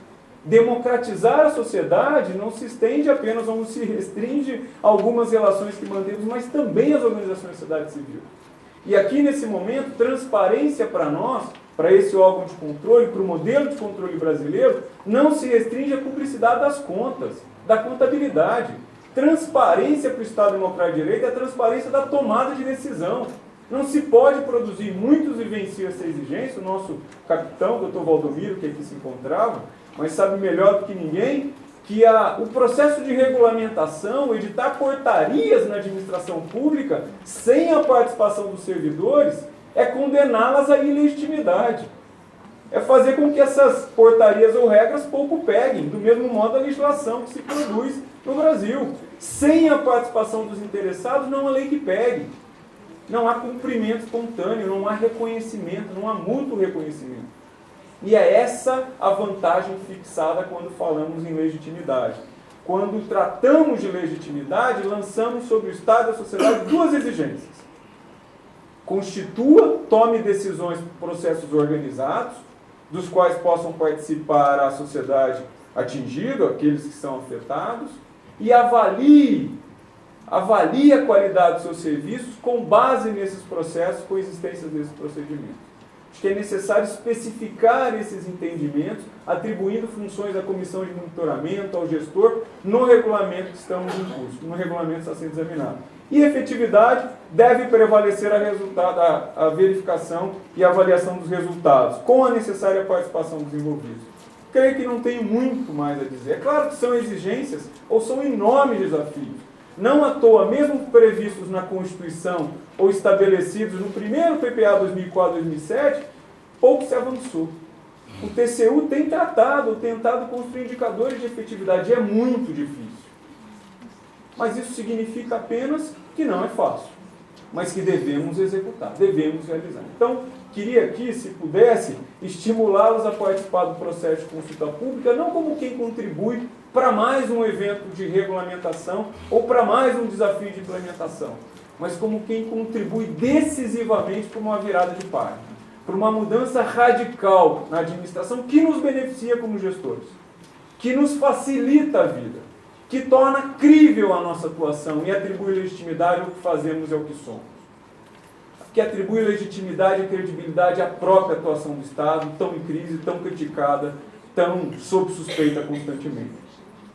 Creio que, com isso, conseguimos agregar novos valores. Sem descuidar da legalidade, da eficiência, a legitimidade nos traz participação, engajamento, aprendizado, mútuo aprendizado, processos formativos de interação e colaboração, compartilhamento e a efetividade com destaque, é claro, eficientes, serão eficientes. Não é possível um programa, uma parceria efetiva que não seja eficiente e eficaz, que não alcance os objetivos estabelecidos. Mas como bem lembrava o Higino, se eu considero efetividade, eu começo do fim. Eu começo perguntando pelos resultados, pelos impactos produzidos, e não pela existência de uma nota ou de um documento que faltava e assim comprometo toda a interação com a sociedade. Reconhecimento, cooperação e prestígio mútuo. Brincava, sempre faço isso com a Júlia agora, me mostrava alguma coisa, mas para funcionário honesto, um sociólogo sistêmico dizia, olha, para funcionário público honesto, que não ganha com o que faz, ganha mais, trabalhando muito, só nos resta o prestígio. Só o reconhecimento dos pares e da sociedade. É isso que nós levamos. Aqueles que atuam com amor e devoção, aqueles que se reconhecem no trabalho que realizam, só nos resta, dizia Laís, que está de férias, está aqui trabalhando, tá bem? É bom sublinhar, só nos resta o prestígio e o reconhecimento. E é isso que esse marco regulatório nos oferece, um mútuo reconhecimento, o reconhecimento da sociedade. E concluo dizendo, e aí sempre conto a mesma história, perguntava a Júlia, que trabalha comigo, quantas vezes ela já me ouviu contar a história do Enfio na China. Ela me disse 3. Então, para aqueles que também já me ouviram algumas vezes, me desculpe, eu vou tentar reambientá-la, não vou mais falar um Enfio na China nos tempos da Coca-Cola, mas como é 11 de setembro, e aqui nos vale o comunismo, eu vou ambientar o Enfio no Chile antes do golpe de 11 de setembro de 73, tá bom? Então, como se não tivesse da China, mas ao governo de Salvador Allende. Então chegou lá em Enfio, no Chile, e foi visitar uma escola primária no auge da Revolução de Salvador Allende, no auge da reforma educacional que promovia um novo governo. E chegando à escola primária, viu um bocado de chilezinhos, de ticos, brincando com grandes objetos. Tá bem? Bolas gigantescas de madeiras, caminhões, pedras de cobre, enfim, equipamentos e brinquedos muito superiores à capacidade daquelas crianças de moverem e brincarem com aqueles brinquedos, com aqueles utensílios. E o Enfio perguntava à professora, que satisfeito, por qual razão aquela desproporção, por que tão grave aquilo que parecia? E a professora satisfeita, porque representava ali um novo modelo de Estado, uma administração arrojada, que se destinava a dar os rumos do país, respondeu ao Enfio que ali naquele momento a educação ou a política, a realização de direitos, não se contentava em comunicar às crianças, a ensiná-las a serem solidárias, cooperativas ou colaborativas. Era necessário criar condições para que na prática essas crianças pudessem vivenciar juntas experiências de cooperação e assim se reconhecessem mutuamente como sujeitos solidários e capazes de mover e realizar grandes desafios. A mesma perspectiva nos traz o Miroski, o Marco Regulatório das Organizações da Sociedade Civil. Nos traz grandes brinquedos, muito provavelmente a legitimidade e a efetividade sejam dois dos maiores, que devemos mover não sozinhos. Se a gente continuar trabalhando na perspectiva anterior ao Miroski, certamente não teremos sucesso, não teremos êxito. O nosso convite, aqui me permita a Secretaria-Geral, para que todos colaborem no processo de regulamentação e depois de implementação, é que movamos o marco regulatório, que façamos as parcerias, de fato, em conjunto com a sociedade civil, contribuindo assim com o engrandecimento e aprofundamento da democracia no Estado Democrático de Direito. Muito obrigado a todos.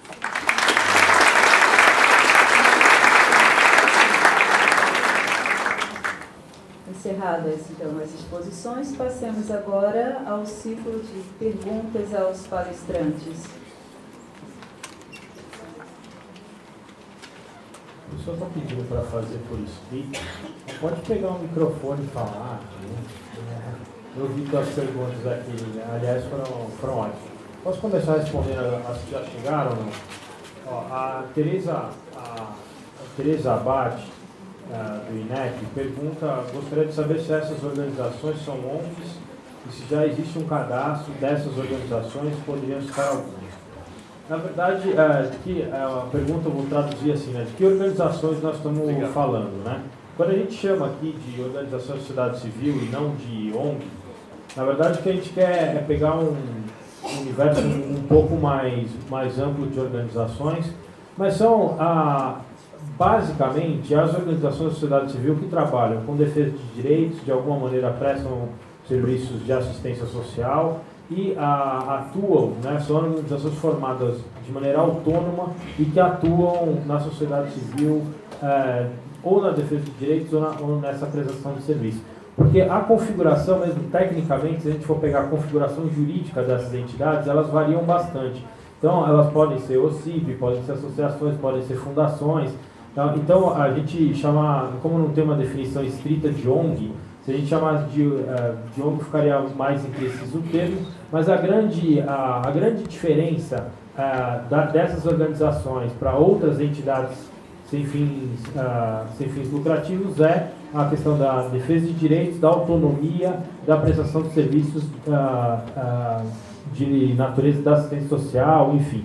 Essa é a configuração, esse é o universo que a gente está falando. Ela pediu para a gente citar alguns exemplos. Então, vamos para os exemplos clássicos bem conhecidos. Por exemplo, a Pastoral da Criança é uma organização da sociedade civil. A ASA é uma organização da sociedade civil, enfim.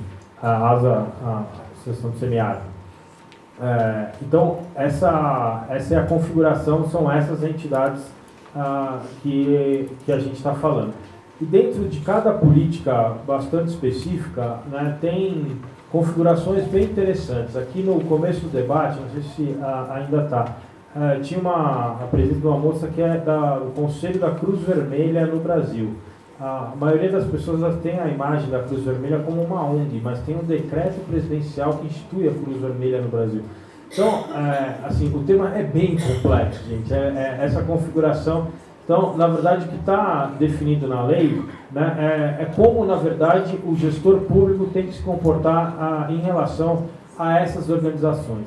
Uma coisa bem importante também para responder essa pergunta, que a gente aprendeu com a lei das OCIPs, que ao nosso ver é uma boa lei, que instituiu inovações importantes, que trouxe coisas importantes para o universo dessas relações, mas a gente aprendeu com eles. Lá, duas coisas eram exigidas. Primeiro, que as associações, né, e que as organizações da sociedade civil se constituíssem como OCIP.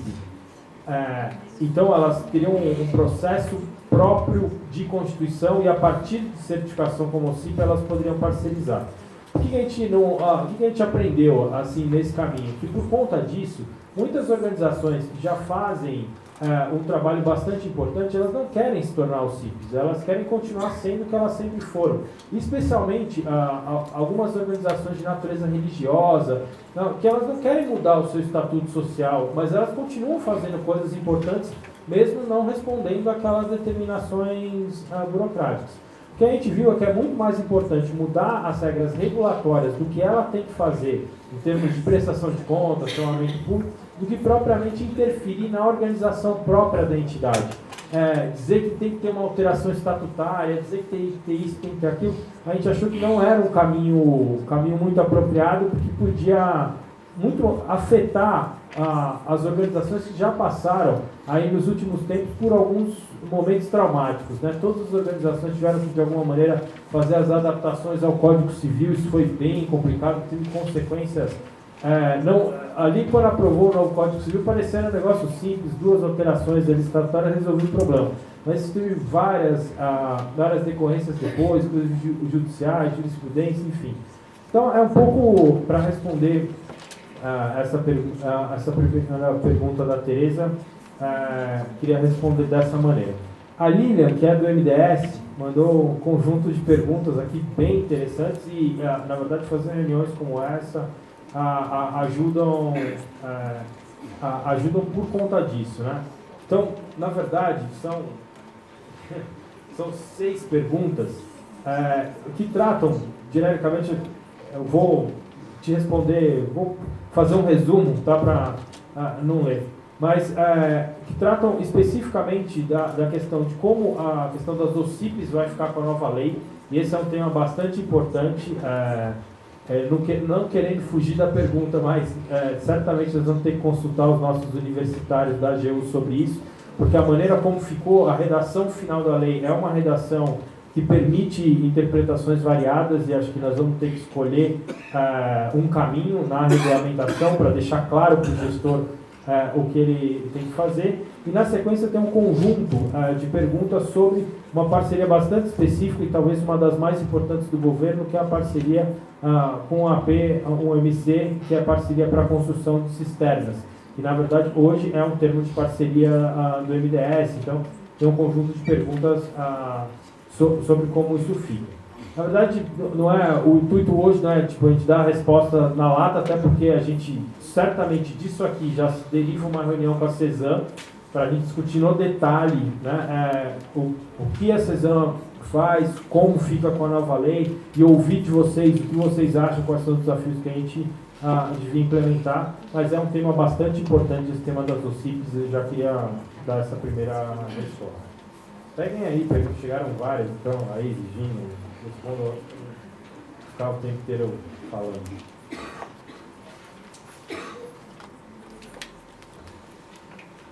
Bom, me chegou aqui uma pergunta sobre o que a gente está pensando em relação à formação e capacitação. Na verdade, a gente desenhou um curso de formação para gestão de parcerias entre o Estado e as organizações da sociedade civil de forma modular, de forma que a ideia é que ele possa tanto ser implementado como uma especialização numa perspectiva mais macro e mais a longo prazo, quanto ele possa ser implementado como pílulas de formação de forma mais rápida para essa capacitação. O que a gente está trabalhando como estratégia de fazer esse diálogo com todas as escolas de governo, com todos os órgãos que já fazem capacitação e que já fazem formação para absorção desse conteúdo, para além de trabalhar a potencialidade de videoaulas, né, quando entrar em vigor a nova lei. Acho que o principal aqui, da gente entender da estratégia de formação, que o que a gente percebeu é que é importante que o servidor público seja capacitado, seja formado na mesma sala de aula que os membros das organizações da sociedade civil para essa relação de parceria. Porque essa alteridade é que faz um entender os limites do outro. Então, os gestores públicos precisam conhecer a realidade das organizações da sociedade civil para entender as lógicas e as potencialidades. E as organizações da sociedade civil também precisam conhecer os limites da administração pública e conhecer como funcionam as nossas lógicas. Então, essa coisa da formação em conjunto, a gente entende que é bastante importante, né? E aí, enfim, isso é algo que deve se iniciar um ciclo a partir de novembro, mas a pergunta específica é da FUNAI, de ter capacitações setoriais, né? Então, enfim, estamos à disposição para dialogar e conversar sobre isso posteriormente. A gente pode passar esse conteúdo que já está elaborado também para quem tiver interesse. Queria só complementar essa parte da capacitação, porque o que acho que muito provavelmente vai acontecer com essa lei? Não só a gente está fazendo esse intercâmbio aqui, interno ao governo federal, mas certamente os ministérios vão ser muito demandados para também explicar o que é a nova lei para os seus parceiros na ponta. Então, certamente o Ministério da Assistência Social, que está em todos os lugares do Brasil, da educação, da saúde, enfim, e outros, vão ser demandados pelos municípios e pelas secretarias municipais de grandes cidades, de capitais, de estados, para tratar do tema. Esse esforço que a Laís escreveu é um esforço de unificação que já está sendo construído juntamente, né, com os órgãos de controle, com todo o governo, para que a gente tenha, quando a regulamentação sair, não só uma visão um pouco mais unificada, né, uma visão firmemente unificada do governo em termos do que é a regulamentação, e mais do que isso, já uma espécie de módulos de treinamento dos próprios gestores do governo federal, para que facilmente isso possa ser replicado para a ponta também. Porque a gente aprende muito no método chinês, né? Então, bom, como é que o outro está fazendo? Então, aí eu vou fazendo e aí, a partir disso, eu também vou aplicando as minhas especificidades. Óbvio que nós não temos a pretensão de igualar todos os ministérios, mas tem um conjunto de coisas que é bom que seja igual. E a gente tem, certamente, esse trabalho a fazer. Exemplos concretos, para já deixar claro para vocês. Por exemplo, editais padrão de chamamento público. É uma coisa que a gente pretende, junto com a regulamentação, colocar no anexo. Porque é óbvio que os editais podem variar, os objetos variam, muitas coisas variam. Mas é bom que você tenha um padrão daqueles itens essenciais de um edital de chamamento público. Outra coisa, a gente está falando aqui, né, em simplificação de prestação de contas, A pergunta é, o que é simplificação de prestação de contas? Como é que uma prestação de contas fica mais simples? Então, a gente criar um módulo também e já, se a gente conseguir, o Ministério do Planejamento está nos ajudando, já fazer as alterações correspondentes no SICOM de sistema ao que é essa simplificação. Então, um conjunto de coisas bem práticas para que a gente possa demonstrar e para que os gestores tenham a capacidade de fazer um intercâmbio forte também com os seus pares na ponta.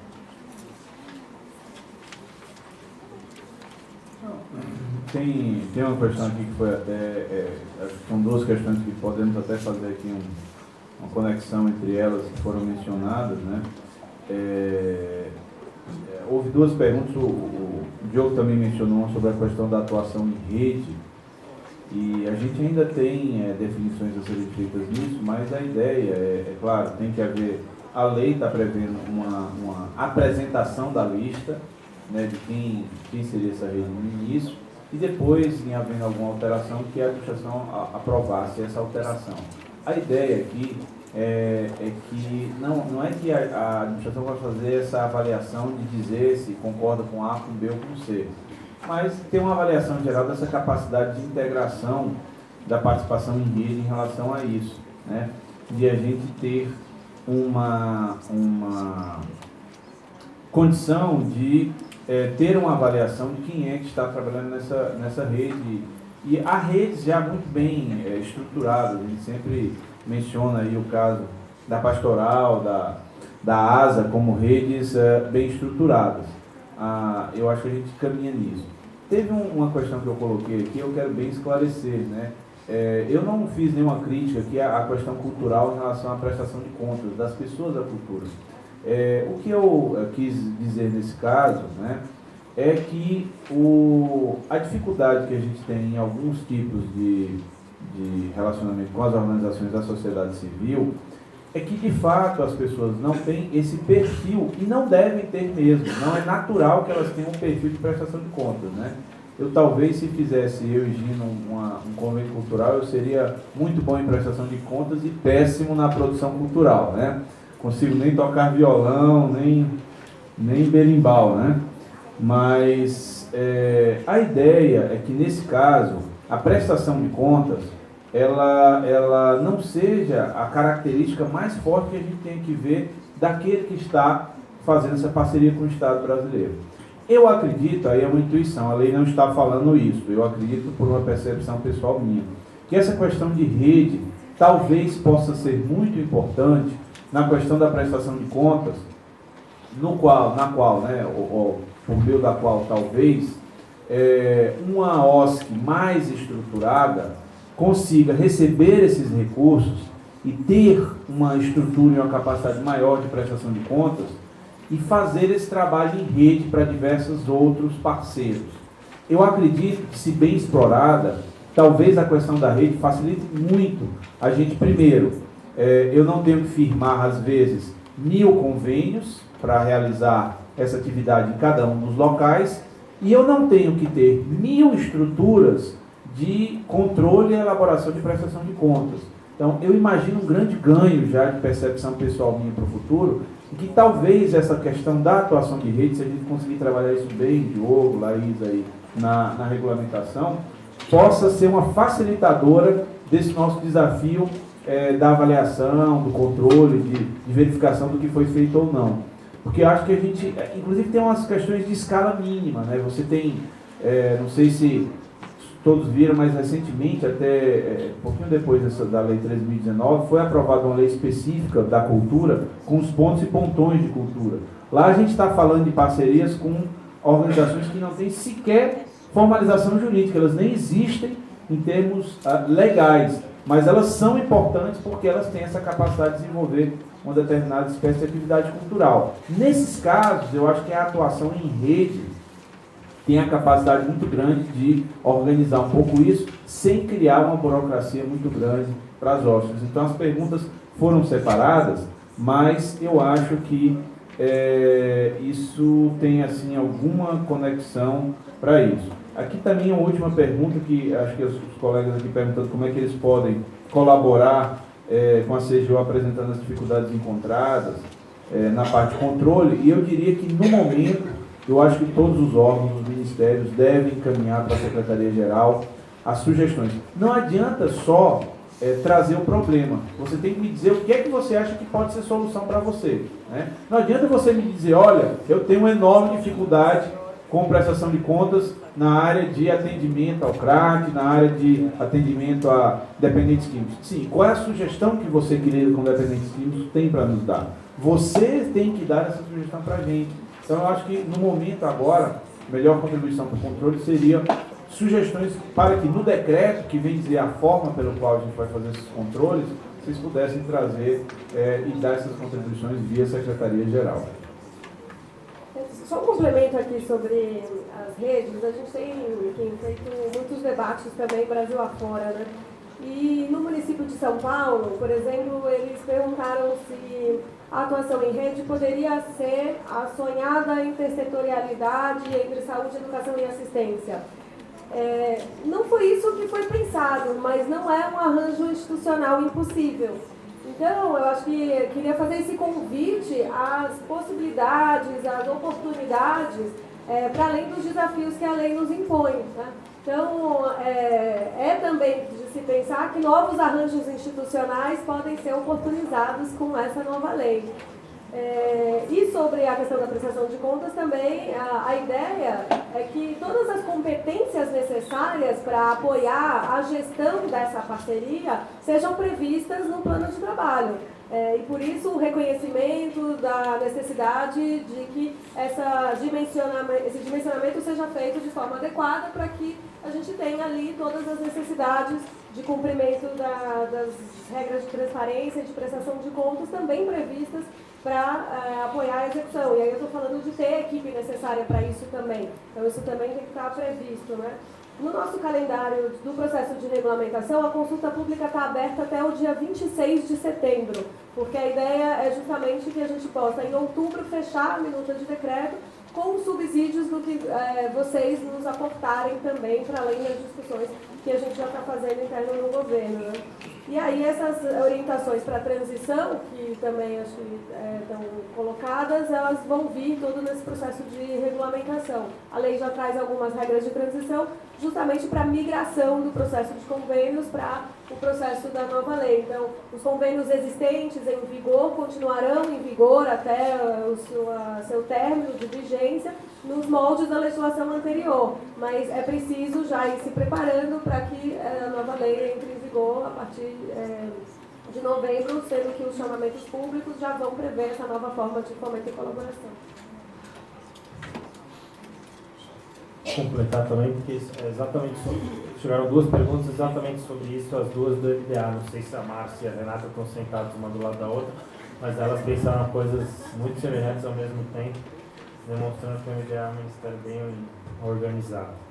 Olha só, e a pergunta da Renata é sensacional, assim, ela pôs assim: qual é o prazo aí, entre parênteses, real, para a regulamentação? Acho que eu estou entendendo pelo real aqui, para a gente ser mais objetivo. Olha só, a lei, 90 dias, o prazo dá ali no 1º de novembro. Então, teoricamente, dia 1º de novembro, a gente teria que ter um decreto já regulamentando a lei. Esse é o nosso prazo, é o prazo com o qual a gente está trabalhando. Qual é o nosso cronograma? Ao longo do mês de setembro, fazer esse tipo de consulta que a gente está fazendo aqui, consulta à sociedade civil, consulta muita gente, para que no mês de outubro a gente consiga já fazer o afunilamento do processo da construção de decreto. Então, já colocar uma minuta do SIDOF, ter a discussão dos ministérios, os ministérios que vão opinar, e óbvio também, ao longo de setembro e outubro, e ouvir muito, desde as questões bem específicas das parcerias, como apareceu aqui, até mesmo a gente cuidar muito daquele processo formal de construção da regulamentação do decreto.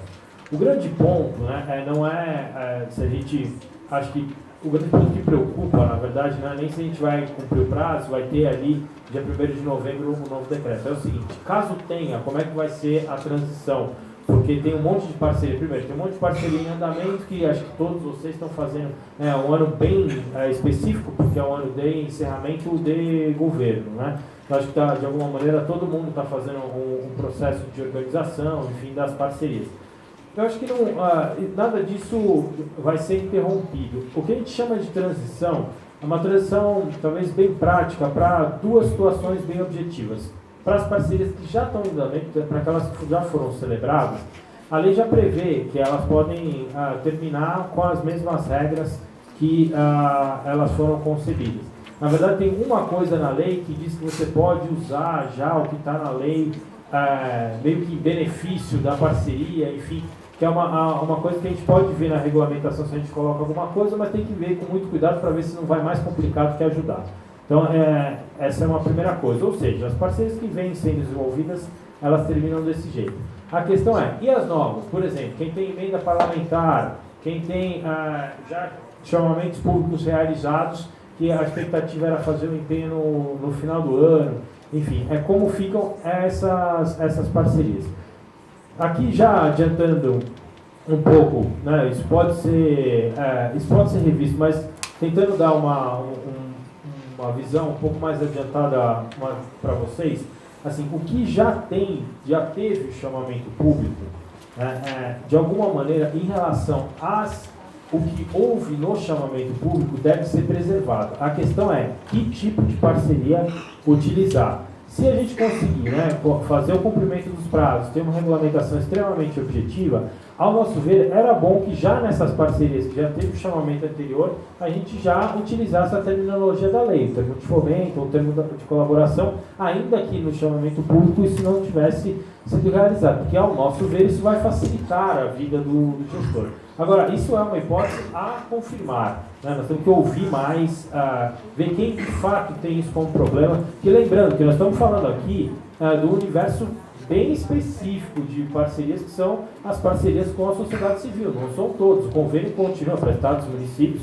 A gente continua com o convênio. Só para vocês terem ideia do número geral de parcerias, pelo Siconv, são cerca de 1.200 parcerias por ano no governo federal. Boa parte delas já foram celebradas antes da lei, porque a lei foi aprovada já no período do defeso eleitoral, né? Então, sobraria aí um resíduo para o final do ano. Então, não estamos falando assim de 20 mil parcerias para o final do ano. Estamos falando ali, talvez, no universo de 200, 300 parcerias que poderiam ser celebradas. Então, é um universo diferente, né, que a gente pode tratar com calma. Então, como é que vai se dar isso? Primeiro, né, da nossa parte, com muita informação, bem importante que, né, a gente chegou a vocês de um jeito, a gente vai continuar replicando essas informações e fazendo reuniões também com outros atores vitais. Exemplo, consultores jurídicos dos ministérios. É um público muito importante para a realização das parcerias.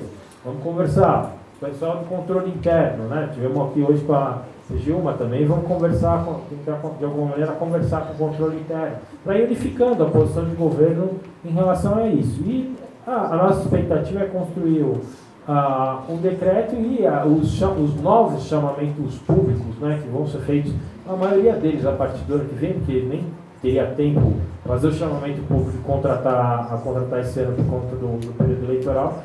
As novas parcerias já serem feitas com o termo de fomento, o termo de colaboração e com a questão da lei das OCPs resolvida do ponto de vista jurídico. Acho que é isso, gente. Chegou a Romão. Quer falar?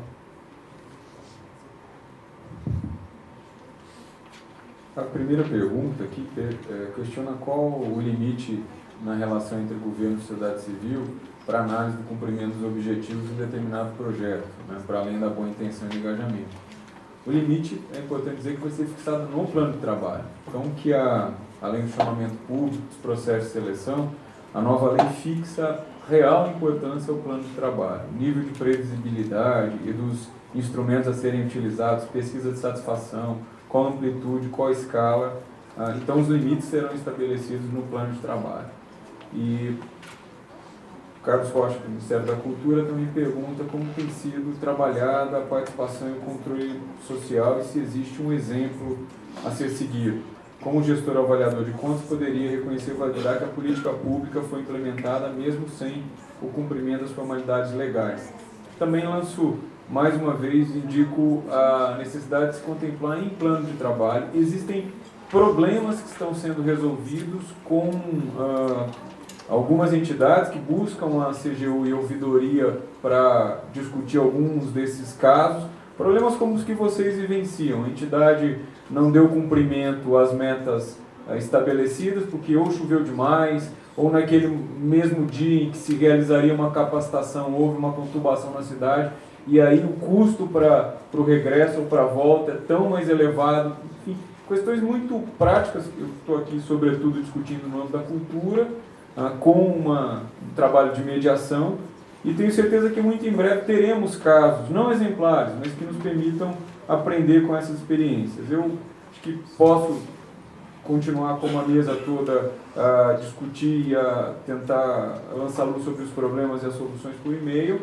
Ali deixei o e-mail da CGU e espero sim que, como apontava Virgínio, que as contribuições dirigidas à Secretaria-Geral não só nos permitam uma regulamentação mais qualitativa, mais qualificada, mas também resolver os problemas que ainda se encontram sobre a mesa. Estoque, dificuldades na operação e na solução e na resolução de algumas prestações de contas. É isso, muito obrigado. Por fim, para a gente encerrar, eu queria dizer umas 2, 3 coisas para vocês. Primeiro, quem precisar, eu estou dizendo isso muito claramente, quem quiser fazer dentro da sua área, minha secretaria tem muita parceria, estamos com dúvida e tal, estamos completamente à disposição. Provoca, a gente faz na medida, óbvio, na medida das nossas possibilidades, mas nós temos uma equipe que pode fazer isso. e, ao nosso ver, é bom que isso aconteça. Então, quem fala, não, mas pô, queria entender melhor, discutir, queria fazer uma reunião com o meu secretário, com a minha diretoria, com a minha coordenadoria, não tem problema, a gente faz isso. É óbvio que tem que ter os avisos básicos ali, né, para a gente não ter aqueles problemas, não, aqui que vocês estão fazendo aqui, né, numa determinada situação, mas a gente faz, não tem problema pedir coisas específicas. Segunda coisa, acho que todos vocês, a gente está, né, nesse engajamento, até porque acho que todos vocês vão ser agentes multiplicadores do conhecimento sobre essa lei e sobre como ela vai ser implementada. Certamente na execução de parcerias nos ministérios, na relação com estados e municípios, todos vocês vão ser perguntados, vão ter também que de alguma maneira responder. Então, quanto mais a gente tiver diálogo, e quanto mais vocês puderem aprender da lei, né, então todos os nossos materiais estão disponíveis, coisas que vocês queiram na atividade cotidiana também passar para a gente compor esse material, isso também é bem essencial para a gente. E por fim, eu acho que fica, acho que o Romão, todos, né, e foi o destaque, acho que a principal manchete dessa reunião, é uma coisa que está começando. Vocês imaginarem quando saiu a 4.320, como é que foi o dia seguinte do pessoal que de alguma maneira administrava orçamento. Também não foi um dia fácil, né? Quando a gente teve o Decreto-Lei 200, da mesma maneira, e outras normas desse tipo. A gente acompanhou aqui bem de perto o que foi a implantação do SICONV, agora recentemente a LAI. São todos processos que não adianta também a gente ter, né, a ansiedade que nós vamos responder tudo daqui para dezembro. Mas certamente são inovações importantes. Quando a gente olha para trás, a LAI é novinha, já tem um monte de coisa boa que surgiu a partir da LAI, uma série de desafios que a gente conseguiu superar, outros não. Enfim, coisas boas a partir disso. O importante é a gente entender esse novo marco normativo como um avanço e como uma coisa que a gente pode gerar grandes frutos para o futuro. Tá bem? Muito obrigado a todos e todas. Bom almoço.